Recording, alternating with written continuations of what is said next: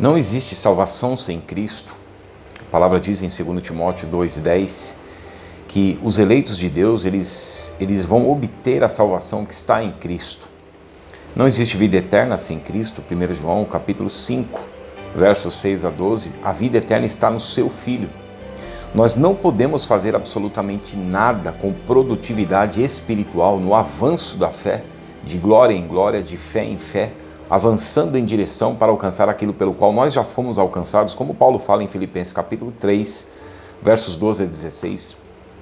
Sem Cristo, 1 João capítulo 15, verso 5, Jesus disse: eu sou a videira verdadeira e vós sois os ramos. Assim como os ramos não podem produzir por si mesmos, se não estiver ligados em mim, a palavra, a orientação do Espírito, de acordo com João capítulo 14, verso 26 e 16, versos 8 a 11, sem mim nada podeis fazer.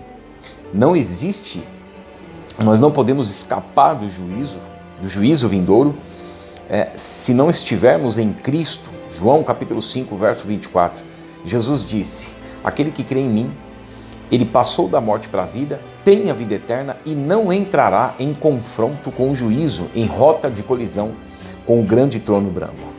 João capítulo 13, João capítulo 4, 13 a 23, quando Jesus está falando com a mulher samaritana, nós não podemos, não existe o jorrar a satisfação na alma para a vida eterna, da fonte das águas vivas, se não estivermos ligados em Cristo.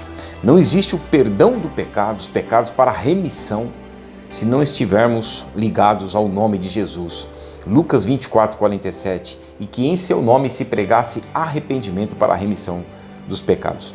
Nós não podemos ser levados por Deus ao arrependimento, se não estivermos ligados em Cristo. Romanos capítulo 2, verso 4, quando diz que a bondade de Deus é que nos conduz ao arrependimento. Mas muitas vezes nós ficamos lá atrás, como aquele paralítico do tanque de Betesda. Nós ficamos tristes, abatidos com muitas situações e não tem ninguém por nós.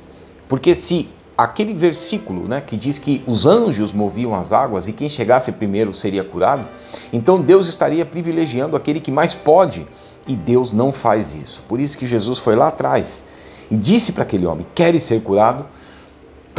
Esse é o chamado ao arrependimento, para uma regeneração, para que possamos de fato sairmos do estado de inércia espiritual, da morte espiritual, para então andarmos em novidade de vida. Muitas vezes achamos que Deus está longe, como Jeremias 23, 23, quando o Senhor Deus faz uma pergunta através do seu profeta: sou eu apenas Deus de perto e não também de longe? Porque o povo de Israel, por causa do pecado, estava cativo já na Babilônia e por 70 anos ficou. E lá eles estavam tristes, porque estavam longe do templo que fora destruído. E por isso achavam que Deus estava longe. E Deus estava dizendo: eu não sou apenas Deus de perto, mas eu também sou Deus de longe, se tão somente vocês se achegarem a mim pelas Escrituras.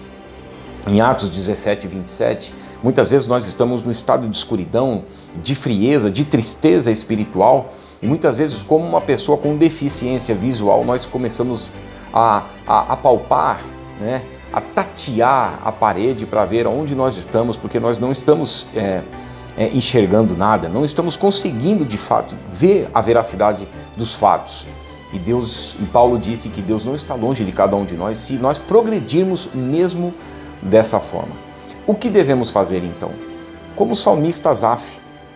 O salmista Asaf, ele inicia o capítulo 73 do Salmo e termina o capítulo 73 dizendo que Deus é bom para Israel. Mas ele depois vai considerar, ele começa a observar tudo que está ao redor, as suas derrotas, as suas frustrações, as suas tristezas, a purificação das suas mãos mediante, do coração também, mediante a Bíblia, de acordo com o Salmo, capítulo 119, verso 9 e 11, e ele passa então a ficar à beira da loucura, quando ele considera que as pessoas que não buscam a Deus estão sempre sorrindo, estão sempre se alegrando, pessoas que se afastam de Deus aparentemente estão num bom estado. Mas aí ele diz assim: quando eu passei para considerar isso, quando eu comecei a considerar isso, eu quase beirei a loucura. Aí o versículo 17 do Salmo 73 é a chave para a nossa vitória espiritual.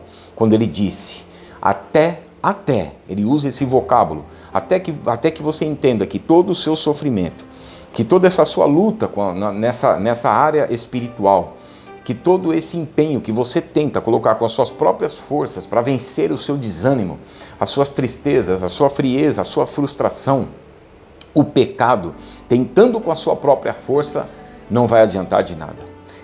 E ele usa o vocábulo até quando diz, até que entrei no santuário de Deus e eu atinei para o fim das pessoas que não buscam a Deus. Então, é hora de nós entrarmos no santuário, é hora de nós buscarmos a face do Senhor, é hora de meditarmos nas Escrituras, de dobrarmos os nossos joelhos em oração, em adoração, até que nós possamos nos colocar de pé com a certeza de que nós, de fato, entramos no santuário e na intimidade com Deus. Deus abençoe a sua vida.